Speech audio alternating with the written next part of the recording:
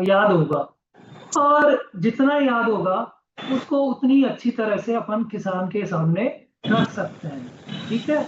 और अब तो सबसे पहले आप पेन और डायरी निकाल के रख लीजिए, और जो भी बात इम्पोर्टेंट बात कही जाए उसको नोट करते रहिए। मेन चीजें हैं जो एक उसमें नोट करते रहिए, ताकि रिकॉल जब भी आप किसान के पास जाएं तो उसको देख के रिकॉल कर सके, और आपको तुरंत याद आ जाए कि ये किस तरह से था, किस उपयोग के लिए है और क्या है। तो ये सारी चीजें आपको याद होनी चाहिए, बारी बारी से मैं लेके आ रहा हूँ।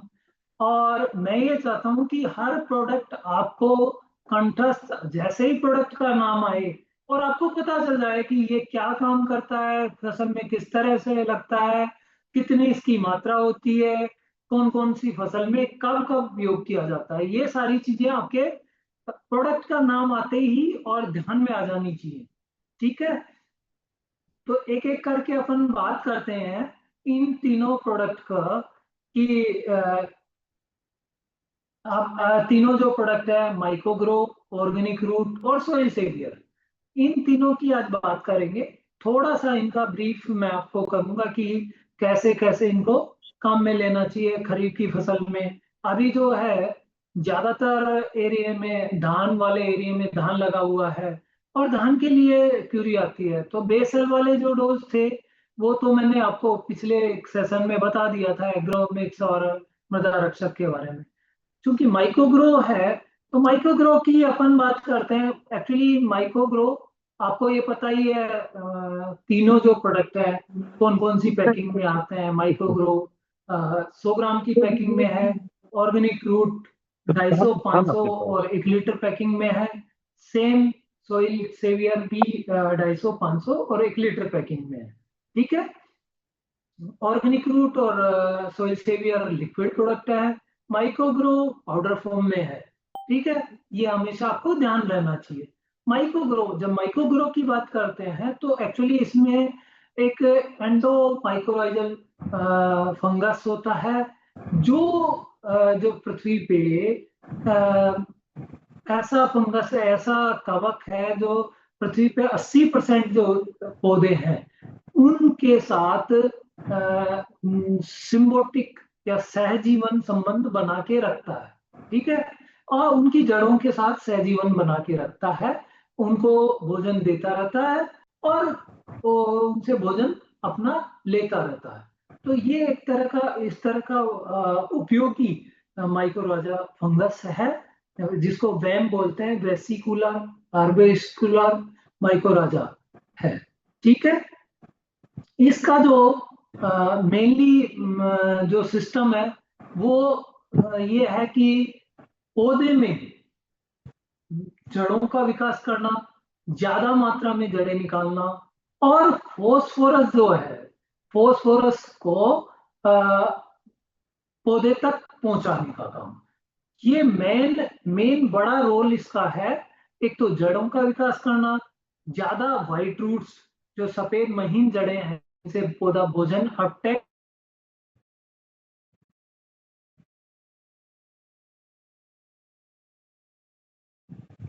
कर रहे थे। फोस्फोरस का अपटेक करने के लिए बहुत बड़ा रोल अदा करता है माइक्रोराजा। तो क्योंकि जो पीएसबी है वो भी इसमें होता है, फोस्फोरस सोलेबल बैक्टीरिया जो होता है वो भी इसमें पाया जाता है। तो ये फोस्फोरस को अपटेक करने के लिए, अवशोषित करने के लिए, पौधे की जड़ों से, पौधा जड़ों से लेने में बहुत बड़ा रोल अदा करता है। साथ ही कुछ माइक्रोन्यूट्रेंट, कुछ क्या, सारे जो 6 माइक्रोन्यूट्रेंट हैं उन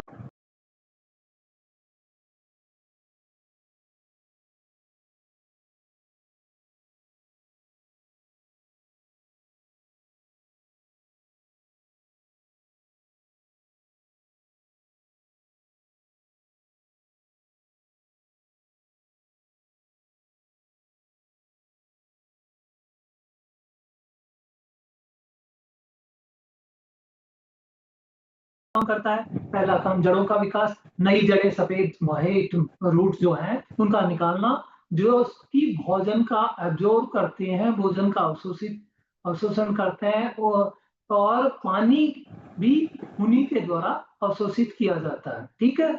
दूसरा जो है फॉस्फोरस, जो बहुत बड़ा और मेजर एलिमेंट्स है, मुख्य पोषक तत्वों में गिना जाता है, उसके अपटेक में, उसके अवशोषण में बहुत बड़ा रोल अदा करता है।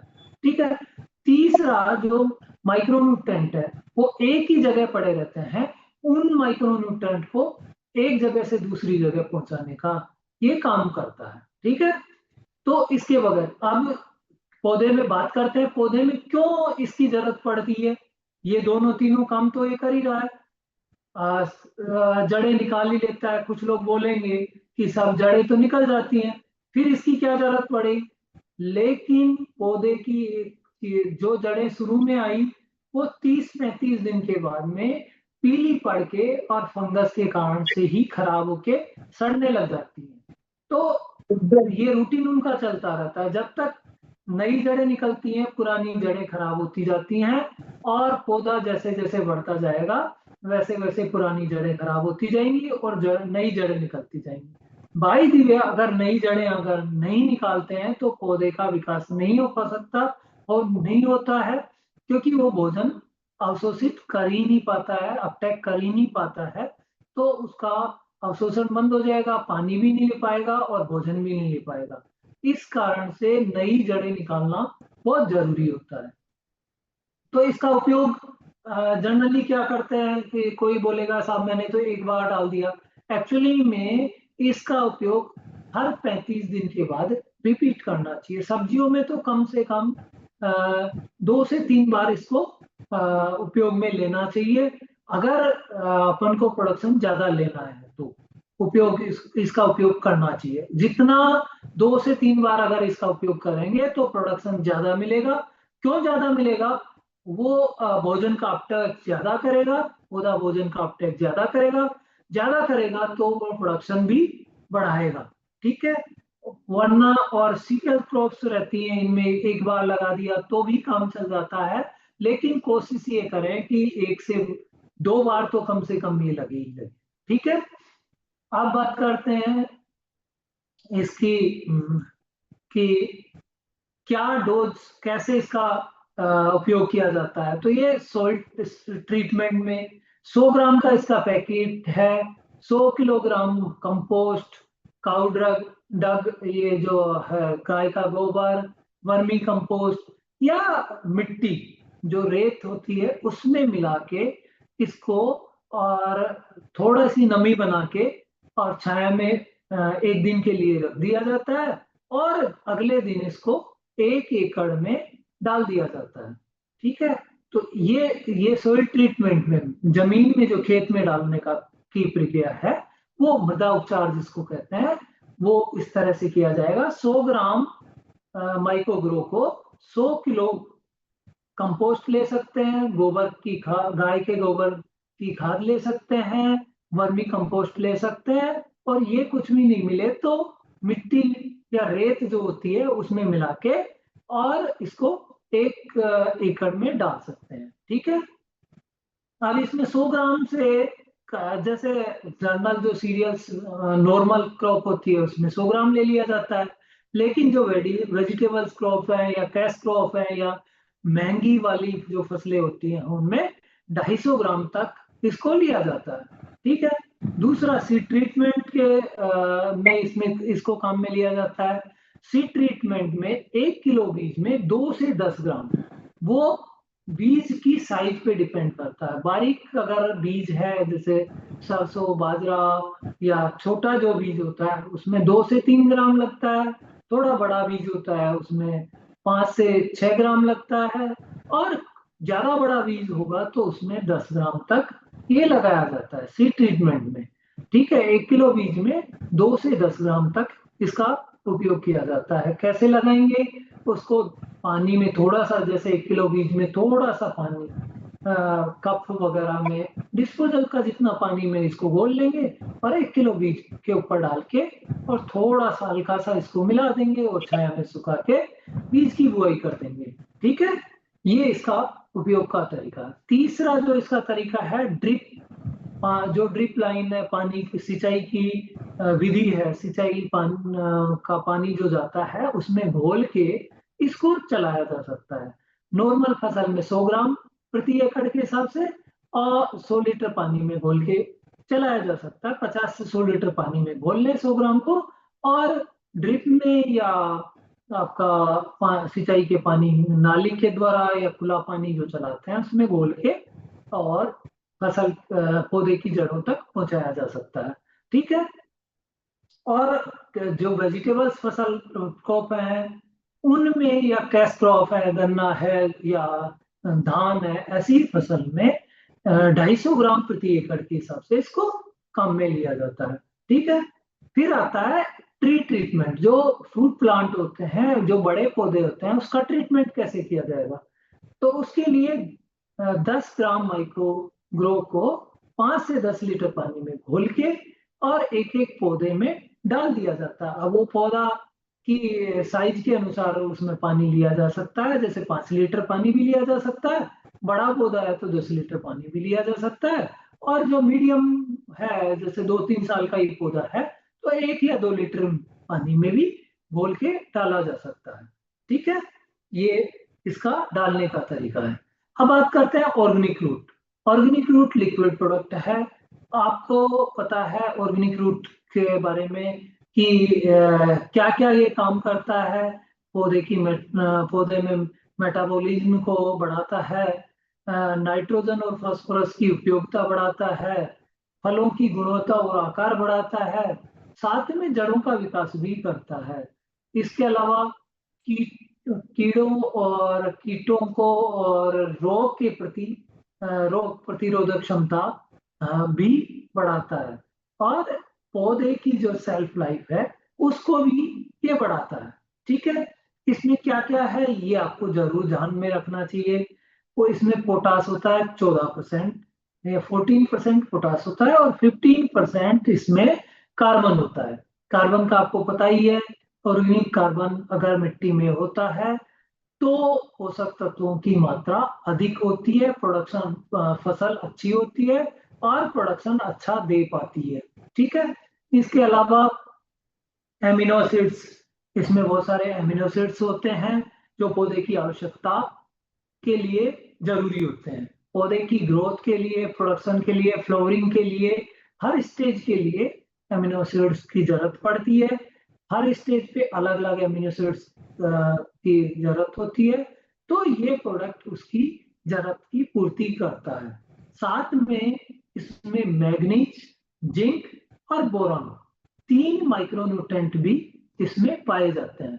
ठीक है, जो कुछ हार्मोन्स होते हैं, तो ये तीनों माइक्रोन्यूट्रेंट भी पौधे की आवश्यकता की पूर्ति करता है। अब ये तीनों माइक्रोन्यूट्रेंट है क्यों जरूरी होते हैं? जब पौधे से फूल आने की प्रक्रिया होती है उस समय मैग्नीज, जिंक और बोरॉन की भी आवश्यकता होती है। तो फ्लावरिंग लाने के लिए जो माइक्रोन्यूट्रेंट की जरूरत पड़ती है वो ये पूर्ति करता है। तो अर्ली फ्लावरिंग भी ये लाता है। इसी के कारण से अर्ली फ्लावरिंग मतलब जल्दी फूल आने की प्रक्रिया होती है।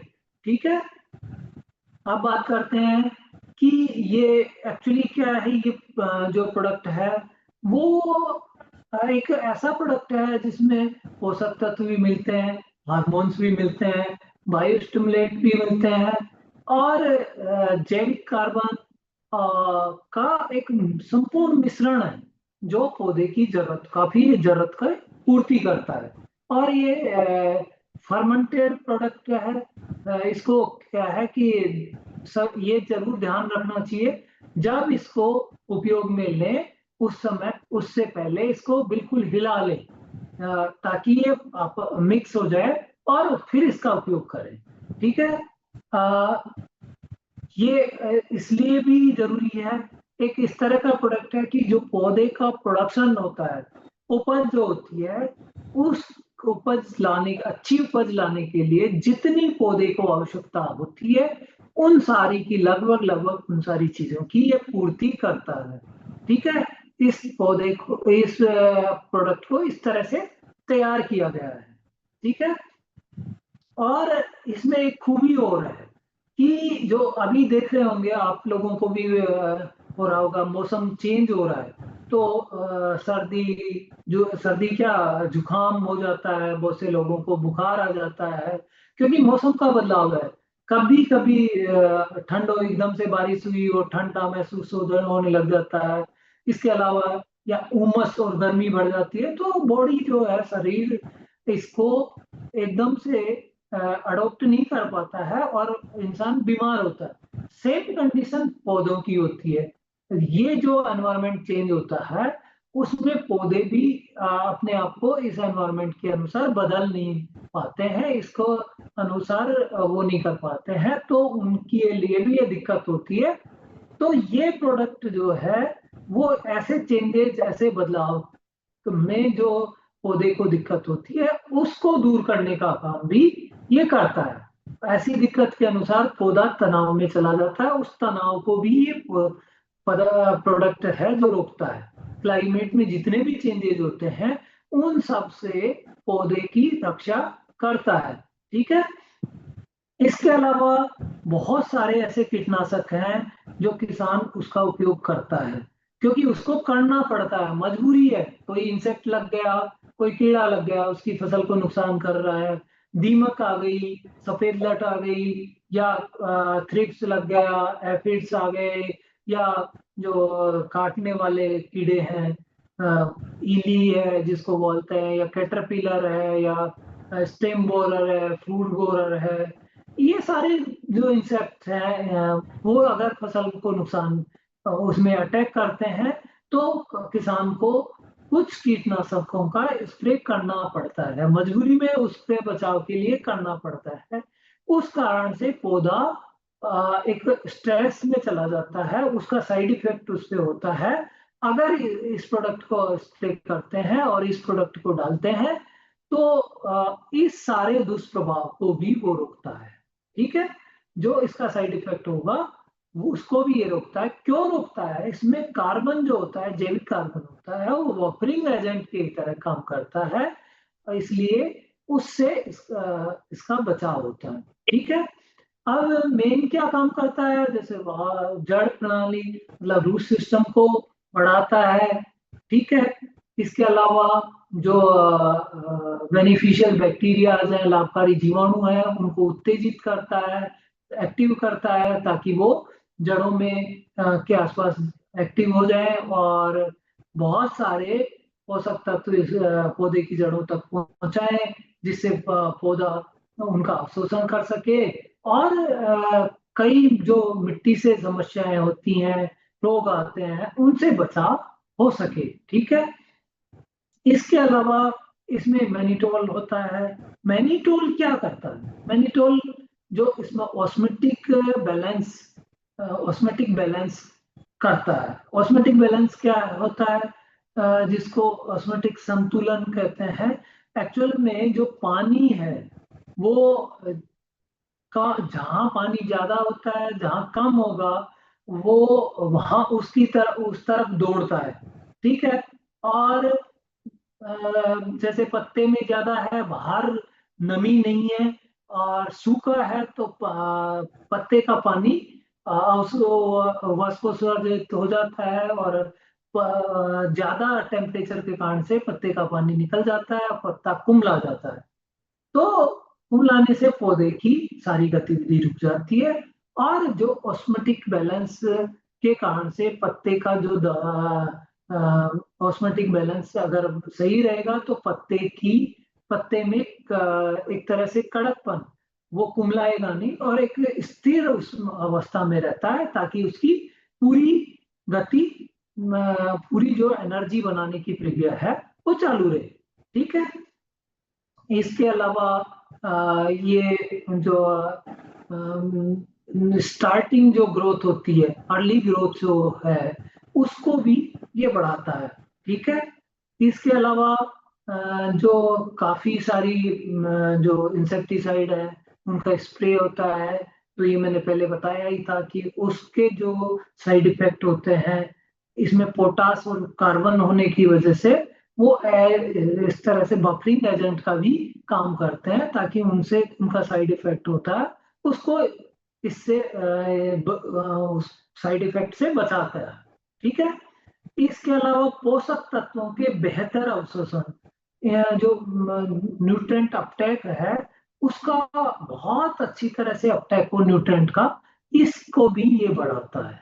ये प्रोडक्ट बढ़ाने में काम करता है। ठीक है। इसके अलावा मैंने आपको बताया है कि पौधे में बहुत सारे जो बायोटिक और एबायोटिक स्ट्रेस आता है, तनाव आता है, उसके प्रति भी प्रतिरोधक क्षमता ये पैदा करता है। ठीक है। अच्छा, इसके अलावा एक बड़ी चीज है कि ये अर्ली फ्लावरिंग और फ्रूट सेटिंग, ये बहुत किसान के लिए बहुत बड़ी चीज है। आप जब उसको कहोगे कि जनरली कि अर्ली फ्लावरिंग मतलब शीघ्र पुष्पन और फल लगने का काम ये प्रोडक्ट करता है। मतलब जनरली अगर किसी फसल में फूल 15 दिन बाद आएंगे, कोई फसल में जैसे मान लो फ्लावरिंग आ रही है 45 से 60 दिन में, तो ये 30 से 45 दिन के अंदर ही फ्लावरिंग ले आएगा। तो फ्रूट सेटिंग, जब 15 दिन पहले फ्लावरिंग आएगी तो उसका फ्रूट सेटिंग भी जल्दी होगा और फ्रूट की साइज भी अच्छी बनेगी, बड़ी बनेगी और क्वालिटी वाइज बेस्ट बनेगी। ठीक है। ये इसकी एक अपने पिछले धान में भी लोगों ने जिन्होंने उपयोग किया है उसकी मेरे पास फोटो है, बाद में लास्ट में मैं आपको दिखाऊंगा, शेयर करूंगा आपके साथ में। तो अर्ली फ्लावरिंग धान में भी ऐसा हुआ है कि कंटिन्यूअस अपने जो ऑर्गेनिक और बायो प्रोडक्ट यूज लिए हैं जिन लोगों ने, उनको 15 दिन अदर फील्ड के बजाय 15 दिन पहले फ्लावरिंग आ गई और उसको फल को जो धान को पकने में 15 दिन का समय और लगा, ताकि बेस्ट क्वालिटी का धान आ सके। ठीक है। तो ये बड़ी चीज है, इस प्रोडक्ट की बड़ी क्वालिटी है, ये आपको ध्यान रखना चाहिए। ये सारी चीजें अगर किसान को बताओगे तो निश्चित रूप से किसान आपको बातों में इंटरेस्ट लेगा, लेकिन तब बता पाओगे जब आपके पास आपको ध्यान होंगी ये चीजें कि ये क्या काम करता है क्या नहीं करता। मैं बार बार ये इसी लिए रिपीट कर रहा हूँ कि आपको ध्यान होना चाहिए। मैं बार बार पीपीटी भी शेयर कर रहा हूँ, सारा सब कुछ है, लेकिन फिर भी कुछ लोगों को ये याद नहीं रहता। ये सारी चीजें याद रहनी चाहिए। ठीक है। इसके अलावा फ्रूट साइज और ऑयल क्वालिटी, जो फल का आकार वो ये बढ़ाता है, क्योंकि इसमें पोटास है। पोटास जो मेजर न्यूट्रेंट है उसका, मैंने आपको जो पोटास के बारे में बताया था उस समय ये भी बताया था कि पोटास क्वालिटी और क्वांटिटी दोनों को बढ़ाता है। क्वालिटी कैसे? उसकी शाइनिंग और मिठास ये भी बढ़ा देता है। दूसरा, उसकी शाइनिंग बढ़ाता है तो क्वालिटी बढ़ जाती है, और क्वांटिटी, साइज बढ़ेगी तो क्वांटिटी भी बढ़ेगी, वेट भी बढ़ेगा। तो ये इसका भी काम करता है। दूसरा, ऑयल क्वालिटी, जो ऑयल वाली फसलें जैसे सरसों है, सोयाबीन है, आपका सनफ्लावर है, ऐसी बहुत सारी जो सरसों की तेल निकलने वाली फसलें हैं, मूंगफली है, उनमें तेल की गुणवत्ता और तेल की मात्रा को भी ये बढ़ाता है। ठीक है। तो ये सारी चीजें होंगी तो निश्चित रूप से 20 से 25% उपज और उपज की फल की गुणवत्ता भी बढ़ के आएगी। ठीक है। तो मेरे हिसाब से, और इसके साथ साथ जो है ना, ये सारी क्वालिटी आपको समझ में आ गई होगी कि ऑर्गेनिक प्रोडक्ट क्या क्या काम करता है, कैसे करता है, और इसकी उपयोगिता फसल में किस तरह से है। तो ये सारी चीजें आपको ध्यान में रहनी चाहिए कि कैसे काम करता है, किस लिए जरूरी होता है, और क्या क्या ये काम करता है, किसान के लिए क्या बेनिफिट करता है। ठीक है। अब इसकी बात करते हैं मात्रा। जब अपन स्प्रे करते हैं तो स्प्रे के लिए ये 15 लीटर पानी में 30 से 50 ml मिलीलीटर घोल के स्प्रे डालते हैं। अब 30 से 50 का वेरिएशन क्यों रखा है? जैसे पौधा आपका जिस फसल पे आप इसका स्प्रे कर रहे हैं वो 8 से 10 दिन तक का ही है, तो आप 30 ml 15 लीटर में डालेंगे। और अगर वो 15 से 20 दिन या 15 से 20 दिन के ऊपर का पौधा है तो आपको 50 ml तक इसका उपयोग 15 लीटर पानी में करना है। ठीक है। अब ऐसे ही अगर इसको जड़ों में देना है तो प्रति एकड़ छोटे पौधे में, जैसे 10 दिन से कम वाले पौधे में आपको देना है तो 1 लीटर प्रति एकड़ इसका उपयोग करेंगे। और उससे ऊपर वाले फसल में इसको डालना है तो 2 लीटर प्रति एकड़ के हिसाब से इसका उपयोग करेंगे। ठीक है। ये दोनों प्रोडक्ट आपको समझ में आ गए होंगे। अभी तीसरे प्रोडक्ट की बात करते हैं। तीसरा